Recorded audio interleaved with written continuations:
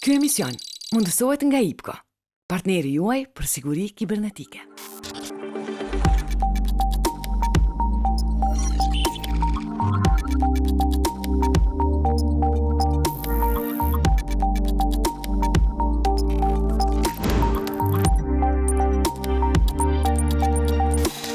Përshëndetje shikues të radio televizionit 21. A mund të përgjohemi nga banesa apo apartamenti në të cilin e jetojmë? Përgjigjja është po. Ne mund të përgjohemi edhe nga pajisjet elektronike të cilat janë pjesë e përditshmërisë sonë e ne i përdorim në shumicën e rasteve. Andaj se si mund të ndodhë kjo, unë juftoj që të na shikoni deri në minutën e fundit të kësaj epizode për të kuptuar më shumë dhe të jemi sa më të kujdesshëm. Të gjitha këto pajisje ne i kemi në shtëpi tona, janë pjesë e përditshmërisë sonë, por si të kemi kujdes në përdorimin e tyre, është Gonxha ajo e cila do të na tregoj.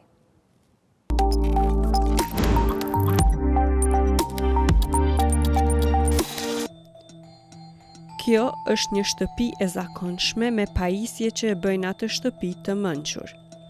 Kamera të sigurisë, pajisje që flasin si asistente zanore, me lidhje të përhershme në internet. Por, kur lidhe gjithçka, mund të hyjë kushdo, pa e thyer derën, pa ju pyetur. Ja një skanim i thjeshtë i rrjetit. Brenda pak sekondash shfaqen pajisjet e juaja. Kamera, Alexa, monitori i foshnjës dhe çdo pajisje e lidhur në mënyrë të pasigurtë. Portet e hapura i ekspozojnë ato në internet. Pastaj vjen prova e dytë, fjalëkalimi për të kyçur në sistemin e kamerave. Admin. Fjalëkalimet e parazgjedhura ose të dobta janë qelsi i shtëpisë tënde të mençur. Kaq i duhet dikujt për të hyrë brenda. Brenda shtëpisë suaj. Kuzhina, dhoma e ndenjes, dhoma e gjumit, garazha. Të gjitha po transmetojnë live dhe askush brenda nuk ka informat. Alexa ndizet vetë. Drita blu pulson. Ajo flet. Dera u hap, dritat u fikën. Kamera nuk po ruan më. Ajo po transmeton, jo për ty, por për dikë tjetër. Dhe kur dritat fiken, kur Alexa hesht, mbetet vetëm pyetja. Kush po të sheh dhe kush po të dëgjon?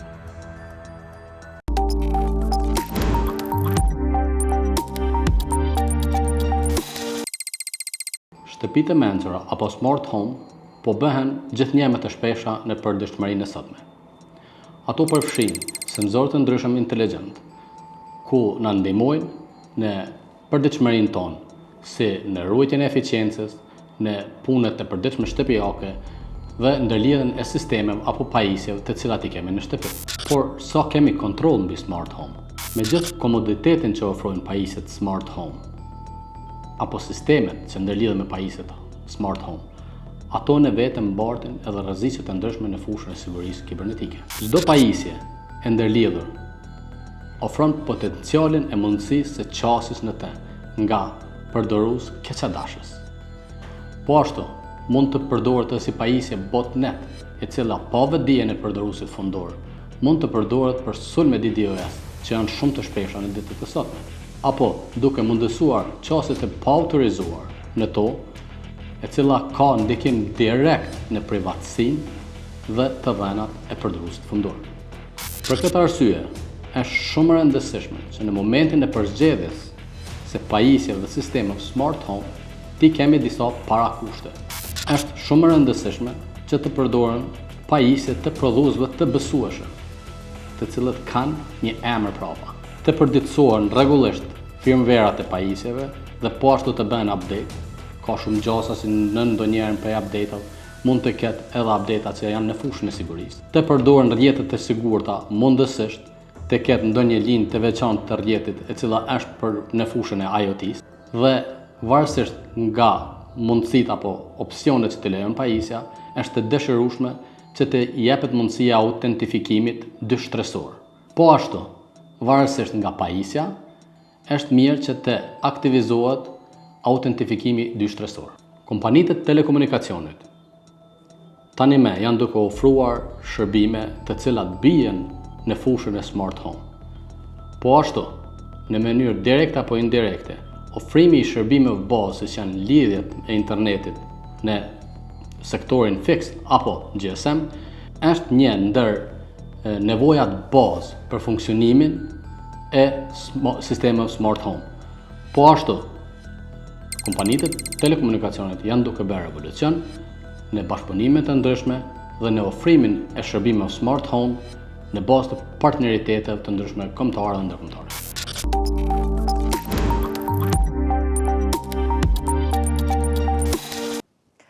Për të kuptuar më shumë rreth kësaj teme, ne natyrisht do të diskutojmë edhe në studio. Kënaqësi që këtu në studio të kemi Gonxhën, si natyrisht si çdo herë, dhe kënaqësi e veçantë që të kemi këtu me ne edhe Arjan Sheremeti, i cili do të na jap detaje dhe shembuj konkret në mënyrë që ju të kuptoni më shumë rreth kësaj teme. Faleminderit shumë për kohën. Faleminderit për ftesën.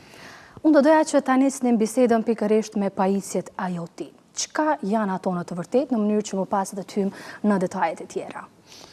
Pajisjet IoT është shkurtesë për Internet of Things, që në gjuhën shqipe do të thotë pajisjet e internetit. Më herët tradicionalisht qasja në internet ka ndodhur përmes kompjuterit dhe me kalimin e kohës kanë ardhur telefonat, që për atë arsye quhen edhe smartphones, ma vonë smart TVs, edhe sot jam i sigurt që secili prej neve ndoshta me ose pa vedije, ka spaku 2 ose më shumë pajisje të mençura që i kanë në shtëpi, që i përdor në baza ditore. Si mund të mbrohemi nga këto pajisje në mënyrë që të mos hyjnë në privatësinë tonë, Gonxhe? Po fillimisht duhet kuptuar se gjitha këto pajisje vijnë me rreziqet e veta. Kuptohet se kur kemi një pajisje tilla, domethënë ndoshta as nuk e mendojmë se jemi duke përdorur pajisje të mençura, po besoj që shumica prej popullsisë tani më kanë televizorat cilët janë të lidhur në internet, por jo vetëm televizorat, mund të kenë pajisje të tjera, mund të kenë laptop, mund të kenë pajisje sikur Alexa, mund të kenë frigorifer të mençur, mund të kenë termostate të mençura, apo edhe sistemi për monitorim video vëzhgim, domethënë kamerat CCTV, edhe cilat i shfrytëzojnë, kuptohet, për mbrojtje, po gjithashtu mund të kenë edhe pajisje të tjera me cilat e rregullojnë ndoshta nxehtësinë e shtëpisë e mëngjesit. Duhet pasur parasysh se te kjo pjesa e video vëzhgimit apo monitorimit të mund të futen edhe pajisjet për monitorimin e foshnjave, cilat vijnë edhe ndonjëherë edhe me kamerë. Që janë bërë shumë prezente. Janë shumë prezente, është shumë e vërtet, dhe sado që u lehtësojnë prindërve jetën pasi që foshnja monitorohet në kohë reale, duhet pasur parasysh se nëse ajo pajisje është ekspozuar në internet dhe mbrojtja me kredenciale është ose janë kredencialet e dobta ose nuk ka kredenciale fare, domethënë username dhe password, fjalëkalim dhe emrin e përdoruesit, atëherë nëse ti mund të kyqesh në atë pajisje publikisht, mund të kyqet edhe dikush tjetër, domethënë mund të jenë ndonjë aktor kibernetik apo ndonjë person tjetër keqdashës. Është edhe evident një lloj, le të themi, i hakimit në Shtetet e Bashkuara të Amerikës që ka ndodhur. Prindrit kanë qenë duke fjetur, ndërsa foshnja është zgjuar duke qarë nga gjumi. Edhe kur kanë vrapuar për tek dhoma e foshnjës, e kanë parë se dikush faktikisht ka qenë duke folur përmes këtij aparatit për monitorimin e foshnjës, edhe ka qenë duke i thënë zgjohu, po me një zë trishtues. Edhe aty domethënë ka filluar edhe në mas të përhapet lajmi se këto pajisje duhet edhe të monitorohen se janë të rrezikshme. Tani, unë do doja që të ndaleshim pak sa edhe te kjo pjesë. Çdo pajisje e tillë vjen edhe me kushtet e përdorimit. A ndodh kjo që ne nuk i lexojmë paraprakisht ato, zotri Sheremeti, dhe mund bëhemi pjesë e këtyre sulmeve? Termet edhe konditat, edhe nëse dëshirojmë me qenë kujdesshëm dhe me lexu, janë të hartuar me një gjuhë që janë pjesa e ligjeve, edhe ndonjëherë është shumë vështirë për t'i kuptuar, janë tepër të gjata, janë me shkronja shumë të vogla, edhe në fund të ditës është sikurse nëse do me hap një llogari, nëse nuk i pranon ato terma dhe kondita, nuk mundesh me vazhdu tutje për shembull me fillu me përdorimin, me aktivizimin, me regjistrimin e ndonjë prej llogarive. Zakonisht si qenje që jam i kështu njerëzore, dëshirojmë me kry punë, se mundemi me thonë sa ma shpejt, dhe ndonjëherë ato as që i lexojmë, klikojmë se i pranojmë edhe vazhdojmë tutje. Pajisjet si këto, po edhe pajisjet të tjera, janë të ndërtuar në atë formë që me na lehtësu neve jetën. Gonxha e përmendi më herët për shembull monitorët që janë të foshnjave, unë e di sa na lehtëson ma shumë të bashkëshortës time, po edhe mua jetën derisa për shembull foshnja vajza është duke fjet me monitoru. Njëjtën kohë përdorimi i atyre pajisjeve nuk është që vjen pa ndonjë rrezik. Edhe këto janë ato rreziqe që besoj që shumica e popullatës edhe nuk është shumë e vetëdijshme për disa prej rreziqeve që vijnë. Çdo pajisje sot që mund të lidhet qoftë edhe ora, qoftë edhe televizori, frigoriferi, përmendi Gonxha. Ka pajisje tjetër që janë për shembull të sensorëve, sa është temperatura e ftoftë, që për shembull në momentin që ti vjen në shtëpi, gjysmore përpara fillon me ngro, me uftof ambienti, ndoshta kur futeni brenda me undes dritat, me undes dritat të caktume, edhe janë mjaft të përdorura edhe tek ne, ose janë këto pajisje të tjera si janë Google, Amazoni e ka Alexën, Siri ne kena në telefon, që mundesh me fillu, edhe ato gjatë gjithë kohës janë duke mendu. Në atë moment që një pajisje kyçet në internet, potencialisht, nëse nuk është e konfiguruar më mirë, mundet me u qas pri kujdo, tash në atë grupin e kujdo, mund të jenë ata që me vërtet ka nevojë me përdor ato. Edhe në anën tjetër janë, si që përmend edhe Gonxha më herët, aktorët që janë keqdash. Të pjesa e pajisjeve, mirë po edhe aplikacioneve vendort apo zhvillues që i bëjnë ato, nxitojnë se është edhe konkurenca në pyetje. Domethënë sa më shpejt që dalim me një produkt të mirë, me një produkt inovativ, aq më shpejt munden me kap ndoshta atë tregun. Edhe kjo është vetëm një mënyrë duke inovuar që ata munden me mbijetu, sepse tregu i ka ato kushtet e veta, i kanë shumë kompani, është treg botëror, edhe disa prej tyre ose nuk kanë shumë mjete me ju kushtu, domethënë testimeve, konfigurimeve, ose thjesht e din, mirë po nuk është diçka që është prioritet të tyre. Domethënë, kështu fillimisht është mendu që me lehtësu punën, e di më herë për shembull kur janë lëshu kompjuter, ndoshta nuk ka pas fjalë kalim. Ka fillu me një fjalë kalim, me një PIN, ka qenë pini 4 shifror, ka liu mi përdor për shembull 4 nisha ose 4 zero. Tash vendos për shembull 8, nuk mundesh mi përdor të njëjtat, nuk mundesh mi përdor 8 fjalë kalimet ose 8 pina. Domethënë ngadalë është u përmirësu, a është u përmirësu me atë tempë me atë shpejtësinë që na kemi dëshirë? Jo. Por diçka që ne duhem me mësu me jetu me këto rrise, njësoj si që jetojmë me rrise, për shembull kur e kalojmë në një vend kalim që shikojmë për vetura mos po vjen, domethënë sigurohemi që edhe kjo domethënë me kohë ka më bë pjesë vetëm po jetojmë në një tashë sa vite. Hovi internetin në Kosovë, domethënë që 25 vjet ka lëviz shumë shpejt me trende shumë të mira, që është shumë pozitive, mirë po të njëjtën kohë ato edhe i sjellin disa rreziqe që vetë se i përmendëm dhe besoj se mund me i përmend edhe në vazhdim. Atë po flasim Gonxhe për pajisjet të cilat janë pjesë e përditshmërisë sonë, secili i kemi këto pajisje, por si të mbrohemi, si të evitojmë këto rrisqe me të cilat na vijnë ato? Fillimisht do të bëja një thirrje të gjithë popullatat cilët përdorin këto mjetet për video vëzhgim, kamerat në përgjithësi, është shumë e thjeshtë të blejmë një kamerë, edhe po të dalim në qytet ka dyqane të shumta që i shesin ato, po duhet pasur parasysh gjithmonë të mos blejmë kamera të cilat nuk kanë fjalë kalim. Në anën tjetër, edhe nëse kanë fjalë kalim, nëse është fjalë kalimi 1 2 3 4 5 6 ose admin emri përdoruesi dhe admin fjalë kalimi prap, le të ndrohen këto, mos përdoren me kredenciale të cilat janë të njohura nga të gjithë. Arsyeja pse bëhet kjo është se nëse ti ke qasje në ato kamera përmes atij fjalë kalimi dhe emrit të përdoruesit, edhe dikush tjetër do të ketë. Kjo do t'ishte gjëja e parë që do të bëj ativje për. Pjesa tjetër është përditësimi i këtyre pajisjeve. Këto pajisje ndodhe dhe që ndonjëherë nuk kanë më suport apo mbështetje nga prodhuesi i tyre, por kanë edhe firmware quhet ai sistemi operativ i tyre, i cili përditësohet, edhe duhet bëhet kërkimi në mënyrën se si e kërkon ajo pajisje që të përditësohet, në mënyrë që të jemi sadopak më të mbrojtur. Kuptohet se siç e ceku edhe Arjani më herët, nuk mund të shkojmë në hap me të gjitha rreziqet ndaj të cilave jemi të ekspozuara, por të paktën ta bëjmë ekspozimin apo le të themi rrezikimin tonë në hapësirën digjitale sa më të ulët.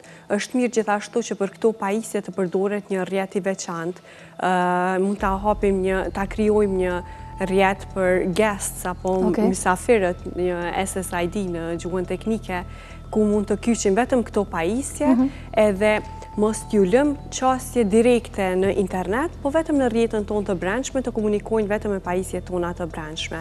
Edhe kjo do ta ndihmonte sadopak kufizimin e rrezikut apo të kërcënimeve kibernetike në pajisjet IoT. Zoti Sheremeti, e zëm tani se ne i kemi pranuar kushtet, këto pajisje gjenden në hapësirën ku ne po jetojmë. A ka ndonjë mënyrë për t'i bërë ato më të sigurta? Varet. Fillimisht, përpara se me fillu me blenë një pajisje, do t'ishte mirë t'informoni cila është pajisja, kush është prodhuesi, cili është modeli, për të parë nëse ato vazhdojnë të mbështeten, si që përmend edhe Gonxha, prej prodhuesit apo vendorit. Asesi mos të lihen, domethënë, fjalë kalimet që kanë qenë nga prodhuesi që janë ardhur. Thjesht të trajtohen njësoj si që trajtohen për shembull pinin e një debit kartele që e ke. Ndonjëherë ndodh që shumica e pajisjeve që ne i kemi në treg janë pajisje që janë për shembull nga Kina, jo që Kina ka pajisje të këqija, ka pajisje shumë të mira, shumë moderne. Mirë, po janë pajisje që nuk kanë mbaru, për shembull, prodhuesi ka falimentuar, prodhuesi ka vendosur me lëviz ndoshta në ndonjë linjë tjetër të produkteve, mos ta mbështes atë produkt. Edhe çfarë ndodh tash, çmimet atje bin. Ktu ne i blem, edhe ne zakonisht shkojmë, okay, çmimi është i lirë, po kry ka puna e që thash ma herët, edhe vazhdojmë atëre pa e mendu. Mirë, po nëse nisem për diçka shumë thjeshtë, se përmendem për shembull këtë video monitorimin. Sa herë unë e di me vajzën që ka ndejt, ka qëndru ndezun gjatë gjithë natës, për shembull. Kemi harru me fikur, kemi ra me fjetë. Unë për veti preferoj, domethënë, sidomos tek këto monitorat, është peer-to-peer, që vetëm ai monitori lidhet me kamerë, nuk shkon përmes wireless-it, ose përmes, kështu që është thjesht aty në banesë ku jemi edhe ka atë range-in, domethënë sa mundet me udhëtu valë të kufizum. Kjo është një metodë, po vazhdimisht dalin rreziqe të reja, edhe ne zakonisht jemi një hap pas që vrapojmë edhe i mësojmë se cilat nëse ka ndonjë vulnerabilitet, nëse dikush atë vulnerabilitet ka arrit me keq përdor, edhe që shumicën e kohës apo në disa raste as jemi të vetëdijshëm se diçka e tillë po ndodh ose diçka e tillë po na vazhdon. Për atë arsye, për shembull, te kamera ndezet një dritë për të treguar që është e ndezur, mirë, po ka mundësi tjera se ajo të fiket edhe vazhdon, domethënë. Njëjta gjë për shembull, pajisjet që kemi Siri ose pajisjet e tjera, ato vazhdimisht dëgjojnë mbledhjen informata. Sa na ka ndodhur neve duke bisedu për diçka, pas 10-15 minutave, nëse jemi në rrjetet sociale na del ndonjë reklam për ato që kemi biseduar. Edhe pse ndoshta po bisedojmë gjuhën shqipe, edhe për këtë është paditë më herët edhe Apple që ata, domethënë, në mënyrë aktive i dëgjojnë, edhe ka pajisje. Unë për shembull kam një fshisë elektrike që është në shtëpi, edhe ajo, nëse dikush për shembull i kyçet asaj, mundet me pa kur ajo është në përdorim. Çka tregon ajo neve? Çfarë inteligjencë mundet me mbledh dikush? Ne zakonisht e lëshojmë ato kur ne jemi në shtëpi, domethënë, kur nuk është kurkush që me mujta me bëu atë punën e vet. Edhe në bazë kësaj mundesh me pa për shembull të shtunave të diela ose pas dite të ejtave, ku ta diun ndonjë aktivitet të fëmijës së tij. Edhe fillojnë kështu me mbledh inteligjencë, informata me kuptues se kur janë në shtëpi dhe kur nuk je, ose çfarë hapësira ke, ose ku nëse jetë në një hapësirë, okay, këtu domethënë po qëndroj kanë më shumë se aty po e përdor kanë ndoshta një kat më lart, jo aq shumë. Jon gjëra ashtu të vogla që munden me mbledh, po informacionet kur ose informatat kur grupohen, kur mblidhen, atëherë mundem ta dhënë një kështu fotografi më të madhe për këtë situatë. Kondja, cilat janë rreziqet tjera që mund të na kanosen nga këto pajisje, nëse nuk jemi të vetëdijshëm në përdorimin e tyre? Parimisht kisha dashur më shtu edhe pjesën tek pjesa e mbrojtjes, ku edhe pjesa e internetit, domethënë këto pajisje për komunikim shumë shpesh përdorin komunikim të pa enkriptuar, domethënë tekst të thjeshtë i cili mund të lexohet nëse trafiku përgjohet.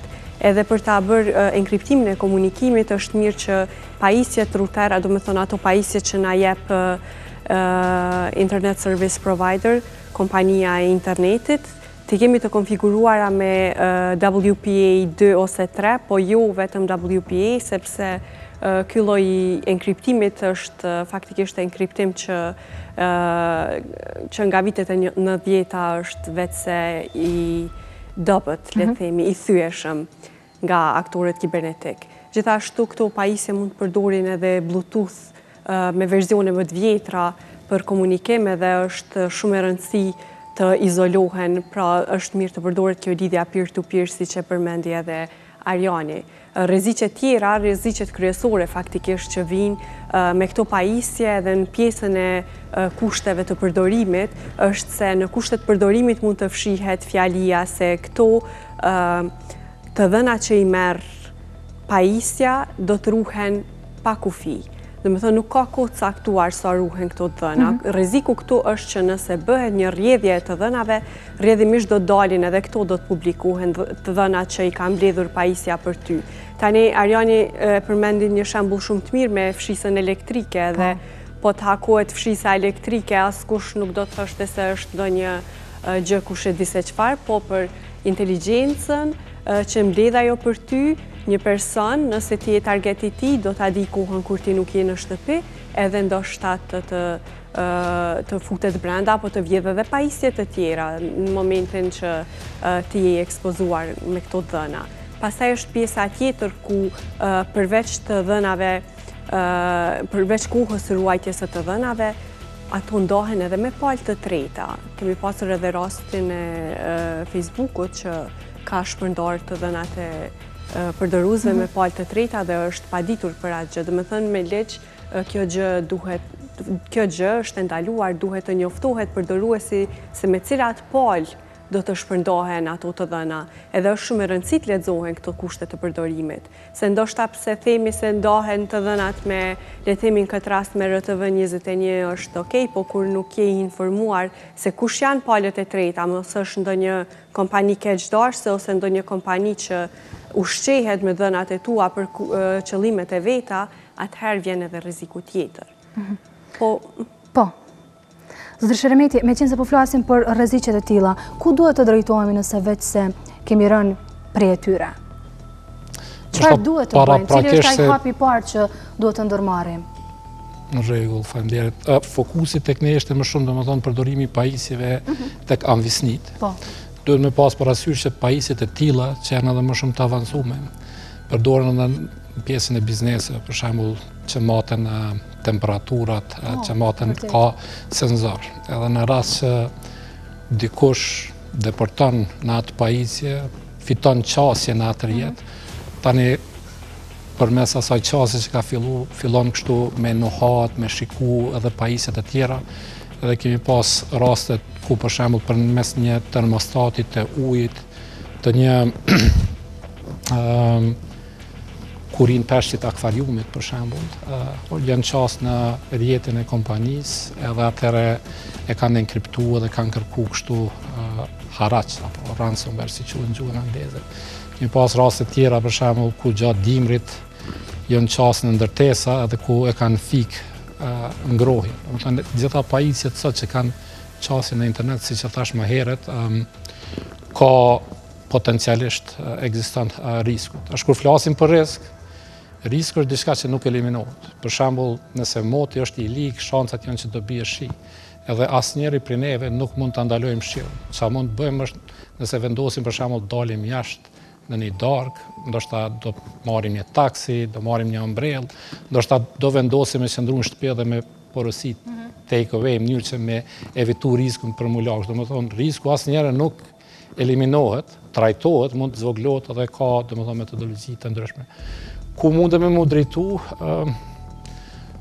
tani kemi gati po bën 1 vit e gjys, gati 2 vite që kemi ligjin për siguri kibernetike. Agjencia e sigurisë kibernetike është në themelim.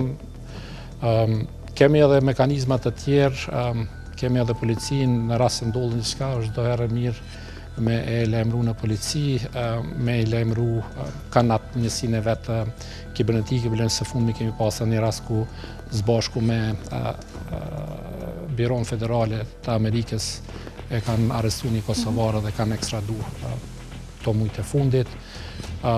Po ndërtohen mekanizma, po ndërtohen shumë ngadalë. Tjetra është që ne nuk ndajmë shumë ose nuk kemi shumë buxhet. Zakonisht këto i kanë bërë organizatat, kryesisht USAID, tash me këto ndryshimet e fundit, fatkeqësisht ka qenë një program i cili është para pa për 4 vite që ka pas me zgjatë dhe tash ajo është pezullu, që është edhe një barë për neve. Kështu që kushdo që është në pjesën e administratës, Ministrisë Punëve të Brendshme, administratës publike, është sa më mirë që mos me i prit këto grantet, po me vazhdu tutje edhe me ndërtu këto kapacitete. NATO-ja pra shumë viteve ka pas 3 hapësira, ka pas token, ajrin edhe ujin, edhe si hapësirë të 4 është ujtë edhe hapësira kibernetike. Gjitha luftat, sulmet që po bëhen sot, nuk ka më ndonjë kështu luftë frontale. Zakonisht janë këto sulmet, ndoshta rasti më i mirë dhe më i freskët është çfarë ndodhi në Shqipëri para disa rasteve. Kështu që çdo herë përpas pjesës anvisnisë do të më jap edhe shumë rëndësi tjetër, për shembull ku e diunë në për ndonjë trafostacion, termokos, e këto që në mënyrë përmes internetit, domethënë rregullohen prej bazës, edhe që mundem të sjellë rreziqe të tjera. Zotër Sheremeti Gonxha, ju faleminderit shumë për kohën. Faleminderit për ftesën. Të dashur shikues të Radio Televizionit 21, uroj se kjo epizod ju ketë shërbyer dhe keni mësuar diçka të re, andaj ne bashkë do të shihemi në episodin tjetër.